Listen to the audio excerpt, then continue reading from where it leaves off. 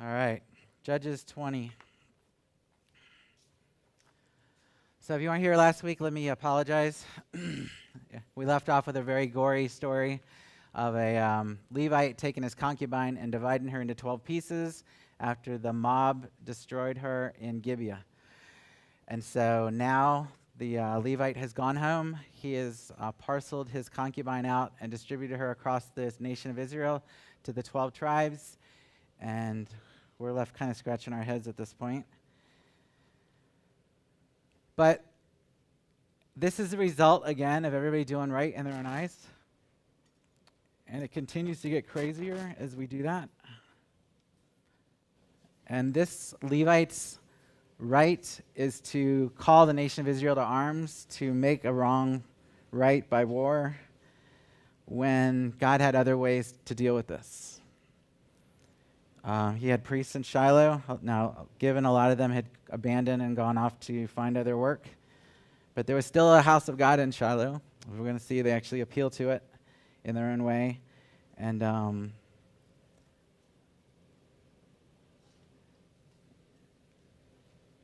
even in that appeal to God, they had their own agenda.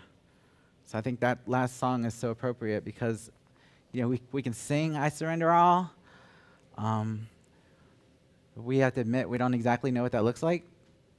We can lay it down, and we can continue to ask God to reveal that. But at the end of the day, we have to admit that even when I surrender all, I'm holding on to something and putting it maybe in my back pocket or trying to hide it from God. And so these guys are trying to make a wrong right. Unfortunately, they just keep doing wrong. So let's learn from that, and let's find out how we fit into that as we walk this out. So Judges 20, he has sent the concubine's body parts around to Israel, and then all the people in Judges 20, verse 1 of Israel come out from Dan to Beersheba, including the land of Gilead, and the congregation assembled as one man to the Lord at Mizpah. So this is probably the first time in Judges we've seen the whole nation come together. Unfortunately, they're coming together against one of their tribes, one of their cities. And Mizpah is just north of Gibeah, which is just north of Jerusalem. And so they're assembling pretty close to where the crime occurred. And they're all coming together as one. And it says in verse 2, the chiefs of all the people and the tribes of Israel presented themselves in the assembly of the people of God, 400,000 men on foot that drew the sword. Now the people of Benjamin, all right, Gibeah was of the tribe of Benjamin, so it's their people that killed the concubine, heard that the people of Israel had gone up to Mizpah, and the people of Israel said, tell us, how did this evil happen? All right, so you got the whole nation of Israel, 400-foot soldiers, 400,000-foot soldiers. Probably their women and families all came together, and they're saying, okay, tell us your story. Tell us how this crime happened. Tell us what went down. And the Levite, in verse 4, says, the husband of the woman who was murdered answered and said, I came to Gibeah that belongs to Benjamin, and I and my concubine spent the night. The leaders of Gibeah rose against me, surrounded the house against me by night, and they meant to kill me, and they violated my concubine, so she is dead. So I took hold of my concubine and cut her into pieces and sent her throughout all the country of the inheritance of Israel, for they have committed this abomination and the outrage in Israel. All right, so if you're here last week, you're like, he left a little bit of the details out. The city rose against me, defenseless, innocent me. They meant to kill me, and then they killed my concubine. How did that happen? How did it go from they tried to kill you to killing your concubine? What he failed to mention was he opened the door and threw her to them.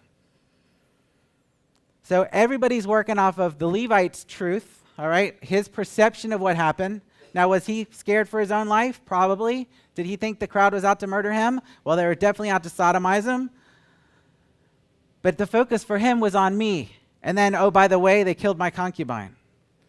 And he leaves out all the details of how that even happened. He leaves out the details that she probably crawled to the threshold of the house looking for deliverance, and he was asleep. She leaves out the details of when he opened the door the next morning, instead of tending to her needs, he basically told her to get up, let's go. And then when he found out she was dead, threw her on his donkey and took her home. He leaves out all those details because those aren't really important to the story. They're just truth. Like, Jim, you're on this guy's case. Yes. So verse 7, behold, your people of Israel, all of you, give me your advice and counsel here. The people arose as one man, saying, none of us will go to his tent, none of us will return to his house. But now this is what we will do to Gibeah. We will go up against it by lot. We will take 10 men of 100 throughout all the tribes of Israel, and the 100 of 1,000, and the 1,000 of 10,000, and bring provisions for all the people. And when they've come, they may repay Gibeah of Benjamin for all the outrage that they have committed in Israel. So all the men of Israel gathered against the city, united as one man. And so basically they said, by lot, we're going to take 10% of these 400,000 fighting men, and we're going to go destroy Gibeah. We, based on that testimony, are going to go wipe out the evil among our nation. The only problem was they're working on half-truths. So in verse 12, a little bit of light. Before they go wreck Gibeah, in verse 12, the tribes of Israel sent men through all the tribe of Benjamin, saying, what evil is this that has taken place among you? And so at least they've got a little bit of sanity to say, you know what, before we go wipe out an entire city, let's go to their tribe, let's go to their elders, let's go to their leadership and say, hey, what's going on in Gibeah? Because that's how it should be dealt with. Verse 13, they were therefore give up to the men the worthless fellows in Gibeah, that we may put them to death and purge evil from Israel. And so they're like, look, tribe of Benjamin, elders of Benjamin, go gather these worthless fellows up. Let's address the evil among Gibeah. Instead of us going in with 40,000 fighting men and destroying the whole city, let's deal with this. Let's deal with the guys that committed the evil. But the Benjaminites would not listen to the voice of their brothers, the people of Israel. So Benjamin basically got proud at this point. And they're like, look, we realize what you're saying, but they're blood. They're family. They're of our tribe. And you guys have got no right coming in here and dealing with our tribe's sin, our tribe's evil. We'll deal with it. You guys need to go back home. Verse 14, the people of Benjamin came together out of their cities on that day, 26,000 men who drew the sword, besides the inhabitants of Gibeah, who mustered 700 chosen men. Among all these were 700 chosen men who were left-handed. Each one could sling a stone at a hair and not miss. And the men of Israel, apart from Benjamin, mustered 400,000 men who drew the sword. All these were men of war. And so you've got a rational thought thrown into everybody doing right in their own eyes. Hey, Benjamin, let's deal with this evil before we go to war. Civil war, basically. And Benjamin's like, you know what? No, go home. And Benjamin's response to this plea is to gather all their fighting men. Now, they've only mustered 26,000 guys, of which 700 guys are like the aces of the war. These guys could sling stones. They're like 2.5 inches. They could sling them up to 100 miles an hour. Crazy. And they're like, we're just going to assemble our guys. If you guys want to go to war, that's great. Why? In short, pride. Pride of, hey, we know something's going wrong in our area, in our people group, in our city of Gibeah, but you guys have no say-so in it. Even though you're our brothers in the Lord, even though we're a nation, even though we're supposed to be like one, they just basically blew off 11 tribes and said, we're going to deal with this the way we're going to deal with it, and if you guys want to pursue this, we're just going to assemble for war. Because that's what pride does. When somebody comes to you with truth, and you don't want to hear truth, or you've got your own truth, or you're working off a half-truth, you basically stick up the hand and go, I don't want to hear it.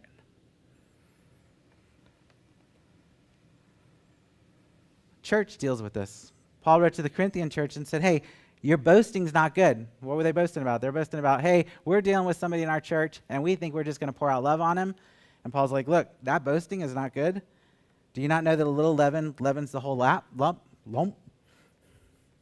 whole loaf? The whole body?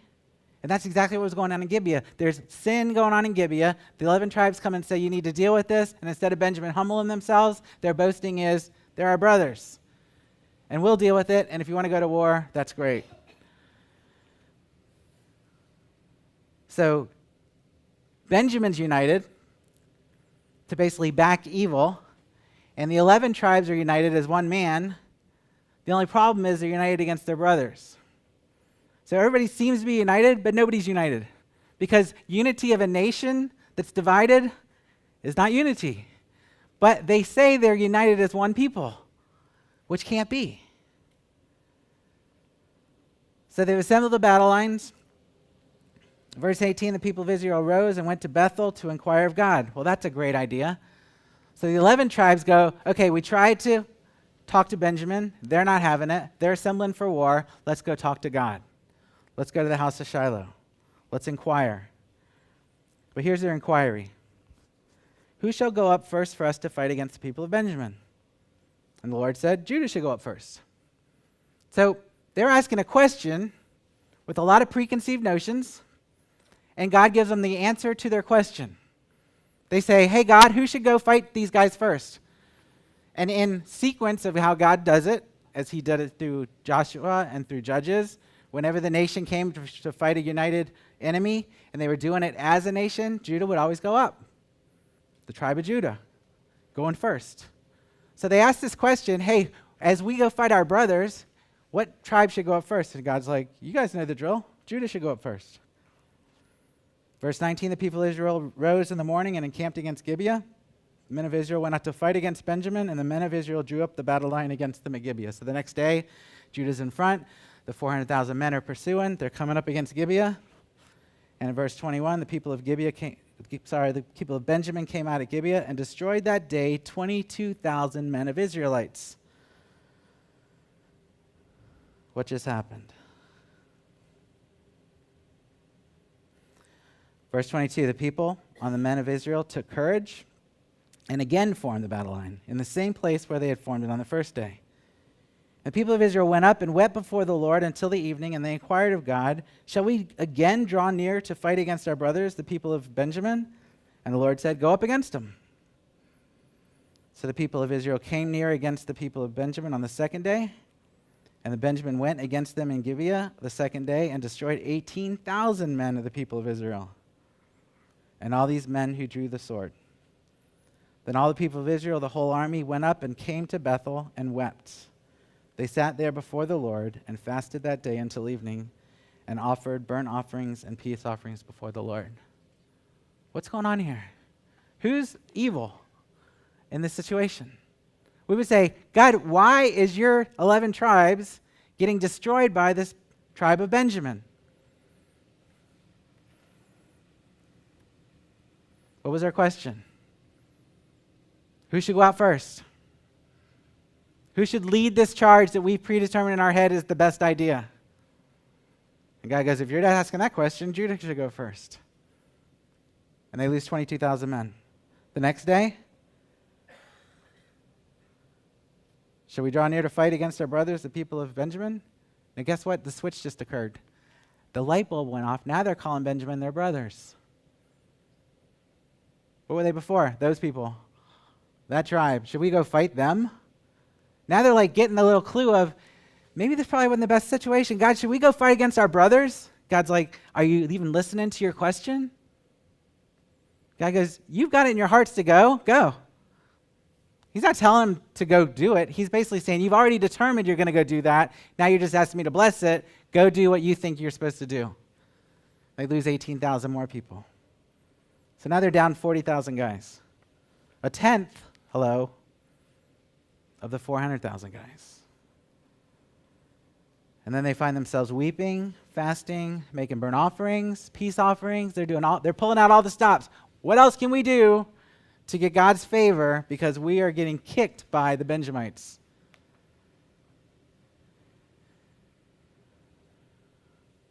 Verse 27, the people of Israel inquired of the Lord, for the ark of the covenant of God was there in those days, and Phinehas, the son of Eleazar, the son of Aaron, ministered before it in those days.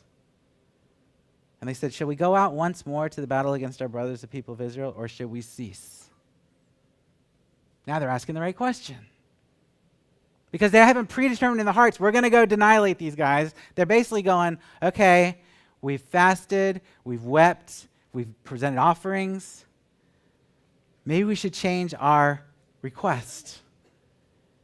And they humble themselves before God, and they forget this preconceived notion that we are going to annihilate our brothers, Benjamites. And they start asking the right question: God, are we supposed to even be doing this?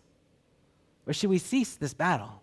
Should we just stop this battle? So they surrendered it to God, and they said, look, you tell us what to do. We're willing to fight if we're supposed to fight. We're willing to cease if we're supposed to cease. And finally, 3 days after 40,000 guys get killed, they're on their knees asking God the question, without this, we're going to go do this. Now they're saying, God, what should we go do?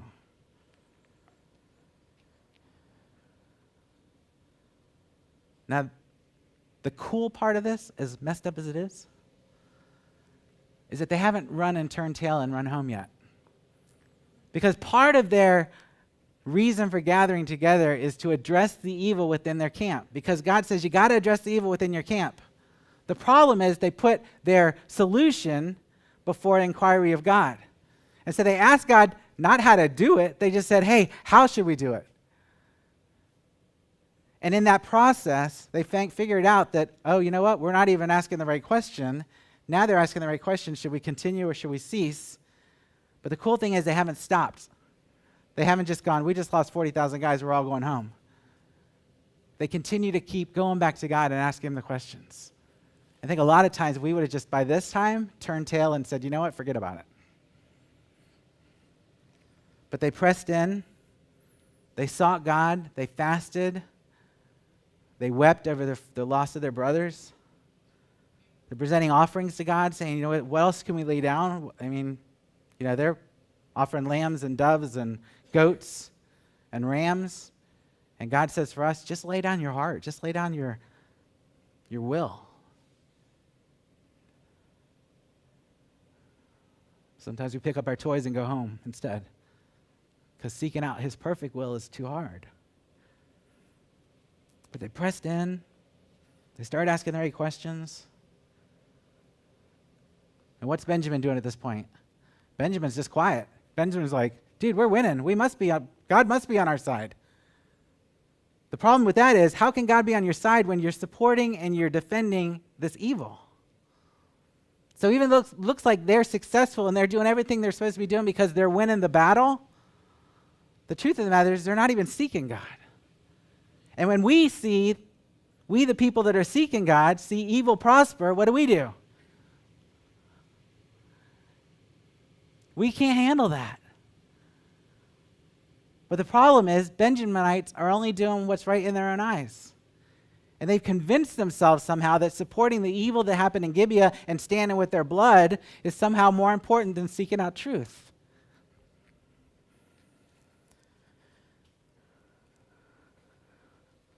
So we go to the third day. God, should we stop or should we go?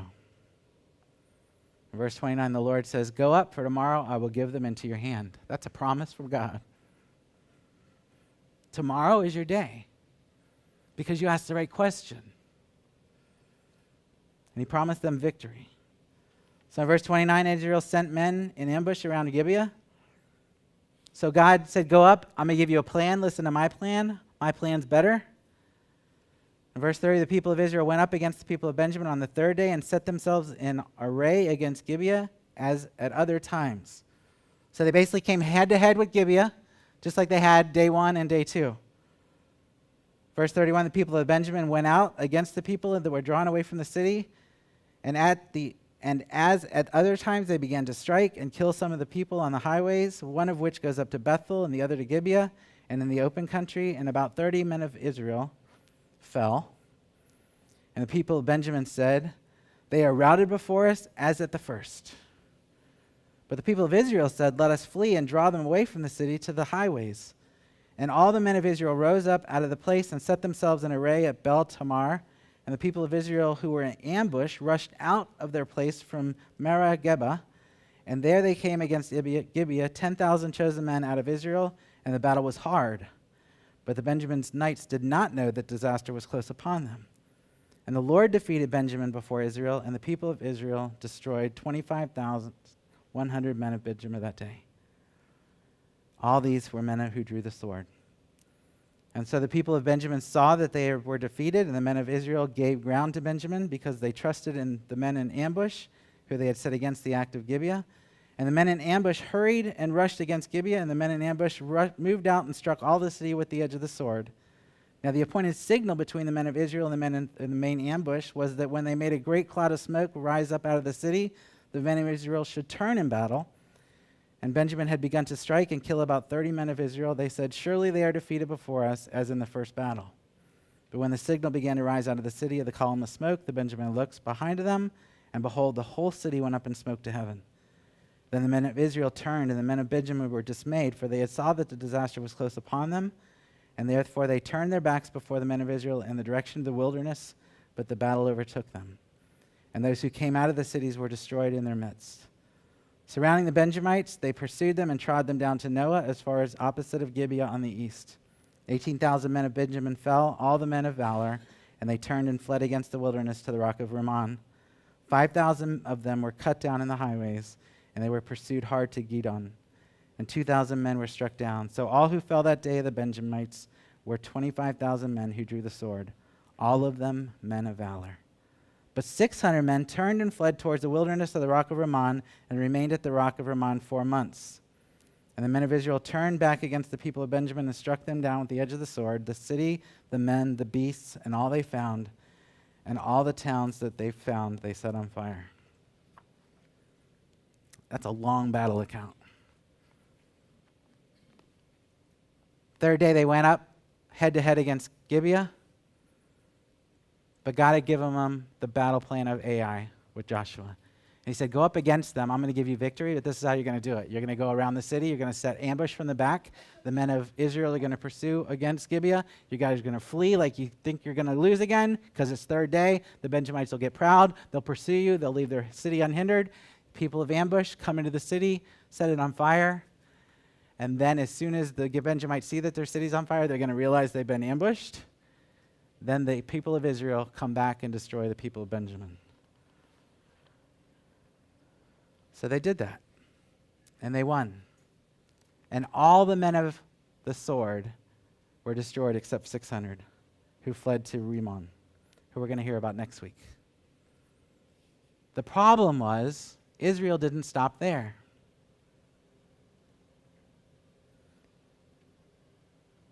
They destroyed the city of Gibeah, the city, the men, the beasts, and all that they found. They basically devoted the city to the Lord. We didn't see God say that. Remember when God said, when you go into the Canaanite land, and I want you to purge the people out of the land. Devote it to me. And what did they do? Sometimes they did it, sometimes they didn't. And sometimes they'd keep the good stuff for themselves instead of devoting it to the Lamb. Sometimes the war would get too tough. We just can't do it. We'll just let these people stay. But hey, when it comes to their brothers, they're devoting it to the Lord. They killed every living thing in the city, and then they set it on fire. The problem was they didn't stop there. Because in 48 it says, and all the towns that they found, they set on fire. These guys are now in vengeance mode, right? God gave them a little victory. Hey, I'm giving you the city of Gibeah into their hands. And what do? They spread it out. And they start surrounding all the towns of Gibeah. Hey, you're a Benjamite town? You're done. Hey, you're a Benjamite town? You're done. And they destroy all these towns of Benjamin. So now the tribe of Benjamin basically is reduced to nothing, except we see these 600 guys that fled to the rock of Rimmon. And that's all that's left of Benjamin, because these guys took it that next step too far. Not one step too far, many steps too far in what they thought was what God told them to do. What did God say? I will give you victory over Gibeah. That's the plan. And these guys just kept going. Now, what if they had just done that when they were supposed to do that? Then we wouldn't even have this story, because probably the Levite would have stopped in Jerusalem, because there wouldn't have been any Jebusites there in the first place, because he was afraid to stay there because of the Jebusites. And then he had to move on to Gibeah. But if the tribe of Judah had done what they were supposed to do when they got into the land of Canaan, this story probably wouldn't even exist. If the Levite had told a little bit more than half-truth, the civil war probably wouldn't be going on. If Benjamin had stood for truth and addressed the evil within the town of Gibeah, they would have more than 600 men today. So it just keeps snowballing and spiraling down as everybody's figuring out how to do things in their own eyes. And the same thing is true with us. When we work off half-truths, it's never going to end well. And then when somebody addresses the half-truth in our life and we bow up on them with a bunch of pride, guess what? That's never going to end well. And so you've got all these things snowballing together, and God's like, would you just pause and sit before me? Would you stop telling me what you're going to do and tell me to bless it and just sit before me and humble yourself and surrender the situation and go, you know what, God? I know I'm part of this problem. I know I'm not operating probably in complete truth, but my desire is truth. I know that I've got pride bringing this situation, but I want to relieve myself of pride. I want to count others better than myself, and I want to look not to my own interests, but to look to other interests. But I know I can't do that apart from you. And so I need you to bring full truth, and I need you to annihilate my pride. And that's called humbly presenting your heart to God, presenting your situation to God, and saying, I can't do this apart from you. You say, well, I'm not sure that I deal with half-truths. Okay, let's talk about that real quick. Got a quote from David Cook. J.I. Packer, I think, is the originator of this, but because he spoke in like crazy English, David Cook brought it down to our level. It says, a half-truth told as a whole truth is an untruth. Maybe we should hang out there a little bit. Because at the end of the day, if we reflect on our day, there's certain conversations that go on, there's certain situations that occur where I didn't bring all the truth.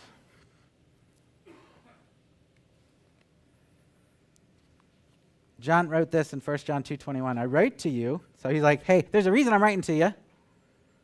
It's not because you do not know the truth, but because you do know it. And because there's no lie in the truth. Like, that is an odd verse. That is just, John's like getting into my head here. Hey, I'm writing to you because not that you don't know the truth, you do know the truth. But I got to remind you that there's no lie in the truth. Because a half-truth told as the whole truth is an untruth. And so we can say, I'm bringing the truth, and the Spirit of God could be going, some of it. And John says, there's no lie in the whole truth.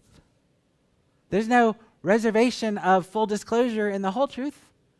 Yeah, but if I tell that, then things are going to go different. Yeah? But are you going to trust in truth? Are you going to trust in your doing right in your own eyes, manipulating the truth because you're not wanting to present the whole truth?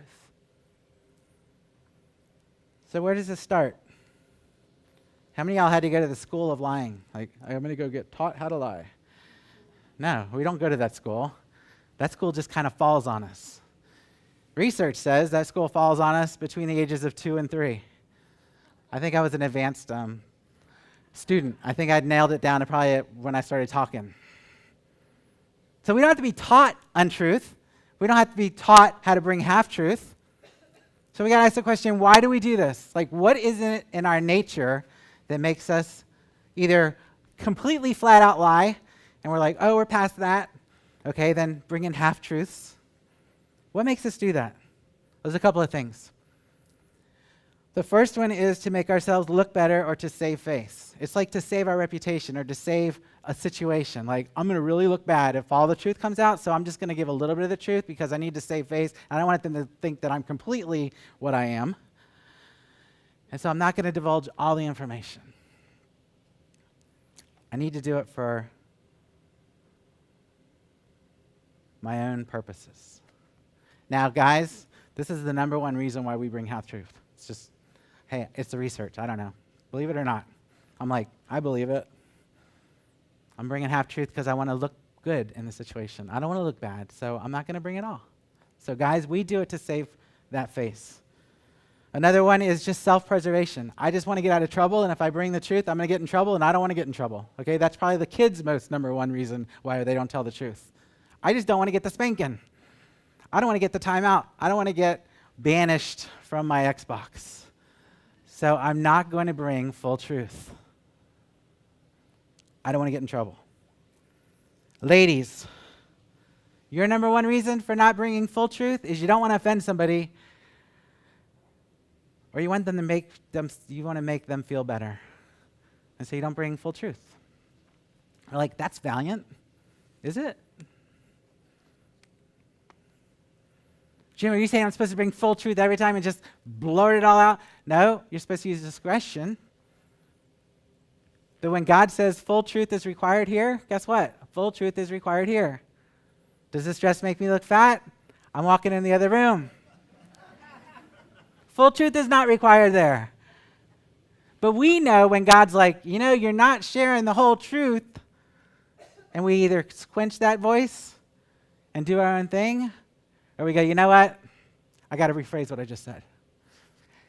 And that phrase is probably one of the most humble phrases to back up and go, you know what? I got to rephrase that because it wasn't completely true. Man, no guy wants to say that. I don't know about you ladies, but that's a full step back going, you know what? We need to start this conversation over. And you can go there and say, you know what? The reason I said that is because I didn't want to look bad. That's just honesty. You don't have to say that. You can just say, you know what? I need to back up because that wasn't 100% true. It was some truth, but it wasn't completely true. Why is this so important? Well, number one, this led to a civil war in Israel. Now, are untruths going to lead to a civil war in the United States? Probably not. But because God said, I am truth, and I want my kids to be truth, it's important. If that's not enough, guess who the author of half-truths is? Our enemy, Satan. So now we're camping up. Full truth, God's camp. Half-truth, Satan's camp. Why do you say that? Because Satan even tempted Jesus with half-truths. Didn't God say? Didn't God say? Didn't God say? Did God say that? Yeah, he actually did say that. He was just taken out of context. He didn't say all that. When he tempted Eve in the garden, what did he say? Did God really say? Part of what he said was true, but it wasn't full truth. And so if we're having trouble saying, you know what, I don't know if it's worth actually putting myself out there and bringing full truth when I'm going to look bad, or maybe I'm going to hurt somebody's feelings, or it's going to go different than the way I want it to go, or I'm going to get totally in trouble, all we have to do is picture in our hearts. God's truth says full truth, and Satan's truth says half-truth. Take all that gray stuff out. But the cool thing is Jesus stands in the middle and says, I am truth. I'm it. Pilate goes, what's truth? Jesus is like, you're looking at him. I'm truth. He goes on to say, Father, sanctify my people, your people, by your truth. Your word is your truth. And his word says, there's no lie in the truth. Ephesians 4:25 encourages us, hey, put away that falsehood. Put away that half-truth. Put away that trying to make yourself look better. Put away that you're afraid how it's all going to work out if you bring the whole truth. Put that away. Like, throw it like an anchor off a boat that's not attached. Let each one of you speak the truth with his neighbor, for we're all neighbors of one another. Ephesians 4:15, we said this so many times. As you speak truth, you got to do it in love. If you're not going to do it in love, zip it. Does that mean I don't have to say anything? No, God says get the love part ready and then speak truth. But if you're just doing it out of spite, if you're just doing it out of vengeance, if you're just doing it to hurt somebody, God says save that truth until you can surrender to God to bring the love that needs to be brought with it. Why? So we can grow up in every way into him who is the head, into Christ. So, reflection. Seems to be one of my accountability partners, one of my accountability partner questions. Remember I told you last week? The accountability question is not, did you sin? getting a little deeper. So one of the questions was, hey, Jim, have you given a half-truth this week that has made you look better than if you had given the full truth? Like, which day?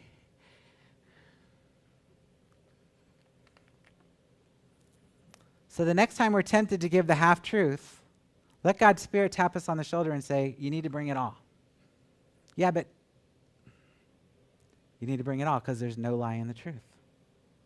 And the half-truth comes from the father of all lies. He speaks lies because that's all he is. He is a liar. But Jesus said, I am truth, and you're my child, and you should speak truth. So we're at the GLF conference, and one of the speakers, Danielle Strickland, wasn't really talking about truth, although she nailed it. Because her talk was not on truth. Her talk was on something completely different. But she said this, and God got my attention. She said, truth sets free. We're like, yeah, Jesus said that, right? That's good stuff. Jesus said, my truth will set you free because I'm the Spirit of truth. And when the Spirit is, there's freedom. So the truth will set you free. But she said, but before that happens, the truth disrupts. Like, dang, that would preach, right? We just want the freedom. I just want to be free. God, let me bring truth. God goes, okay, bring truth. It's going to hurt. I don't want that kind of truth. So Danielle puts a face on it and she says, hey, guys, truth does set you free, but that's down there. So first, the truth has got to disrupt because truth that disrupts is real truth. Truth that disrupts halfway into the conversation of, you know what, I got to back up here because that wasn't completely true. That disrupts my conversation. That actually makes me look bad. But not really. Because God says where there's truth, there's freedom. And so instead of walking down for that conversation and going, man, I totally did not bring the full truth to that. Now I got to back up and either find them and fix it or not. How much more disruption is that? Because I'm probably going to sit on that for a couple days. And I'm going to be miserable for a couple days if I'm allowing the Spirit to convict. Because the Spirit's like, you need to bring truth to that. And let me just tell you from experience, to say in the conversation, hey, let me back up because that was completely true, is way less disruptive than letting it fly. If you're in tune with what the Spirit's doing. Because the Spirit will hound you and make you give that phone call and go, you know what? A couple of days ago in this conversation, they're like, I don't even know what you're talking about. Which is true. Because to them, that conversation wasn't that important. And if you had brought truth, it probably wouldn't have changed the conversation. But to you, it just wrecked your week because you weren't humble enough to just back up and go, let me just rephrase that. And so before it sets free, it brings disruption because truth disrupts. So we, like the Benjamites, when truth comes or that interruption comes, we get all bold and prideful and we either deny the truth or we try and fix it in a different way. Well, let me rephrase that. And then you try to rephrase it without all the truth again.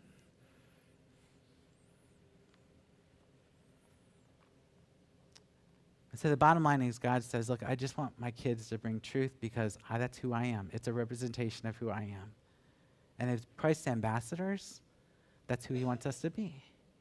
Now, we can't all walk out of here and go, I'm going to be the truth guy now. No, we end where we started.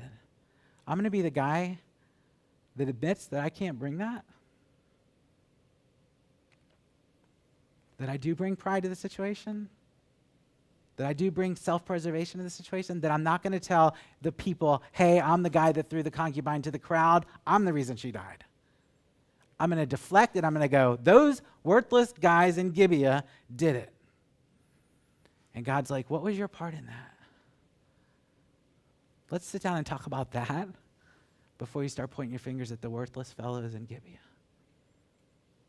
Because God wants us to seek truth, and then he wants us to speak truth. But he's not going to cram it down our throats. And so let me encourage you this week. You just say, God, I just want to seek out truth. I want to know truth. Because truth is Jesus.